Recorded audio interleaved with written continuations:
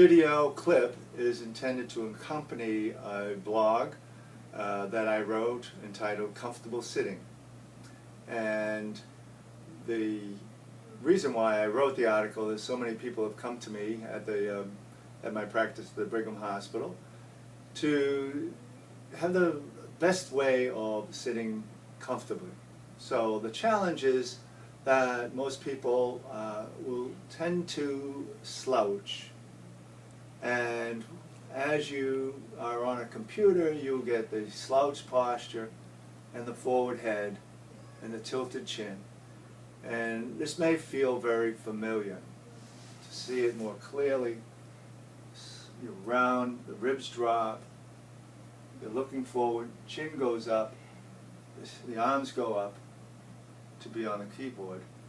And after a while, there's shoulder pain, neck pain, common source of headaches, stress, fatigue, loss of focus. So for a lot of people, the solution is, well, I want to sit up straight. So I want to pull my chest up, and I pull my shoulders back and pull my head back. And you can see that's pretty straight. And you may or may not be able to hear my voice. I am working, I'm not breathing as deeply because the muscles that allow for the expansion of the rib cage are too busy holding my shoulders in place. So most people will say, yeah, when I try to sit up straight, I get fatigued, and then I quickly go back into slouch mode. So there's a third way of doing it, and that is, instead of thinking, what do I do with my head and shoulders and ribs, so much as, what do I do with my pelvis? So you can see I'm giving you this feeling, or at least the look, of the pelvis rolling. And you may, if you had your hands on my knees, you would feel, or you could feel the pressure of my knees going forward. So now, instead of pulling my upper torso over a base that's behind me, I'm pulling the base underneath me. And in this configuration you can see that my pelvis is moving, but the trick to this is that I'm not using my lower back. I'm not using all of the muscles, anti-gravity muscles. I'm simply rocking my hip forward. Now when I teach this, I simply teach it in this way. Leg weighs something. Let's just use, say it's a 20-pound leg. So just imagine I put a 20-pound dumbbell on the front of my pelvis and relax my pelvis, and that 20-pound weight would pull it forward. That's a free movement. So when I do this in terms of your practicing, you'll notice that if I looked over one shoulder, the opposite knee just automatically goes down. So that's how I get people to make that connection, that lifting of the ribs and the dropping of the knee go together. Now you don't have to turn.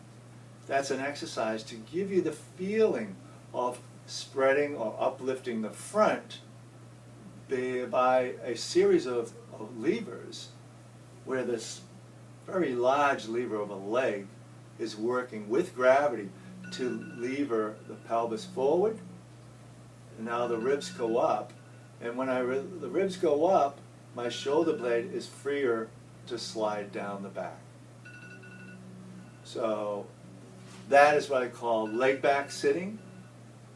If your body can't configure to that because of a knee problem, or maybe there's a wall or something behind you, another option is what I call horseback rider. So put a nice full-size horse, and we're going to ride that horse. So it's the same idea. Once your knees are this far apart, it's easier, because there's nothing in front of your pelvis, to roll. So here you're riding the horse.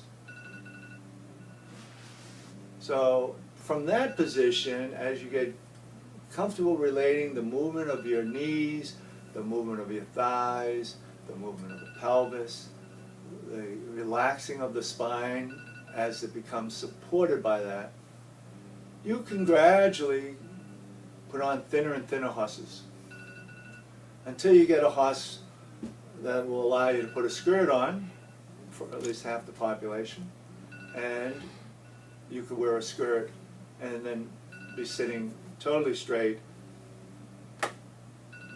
You're rolling your pelvis forward, you're free to move.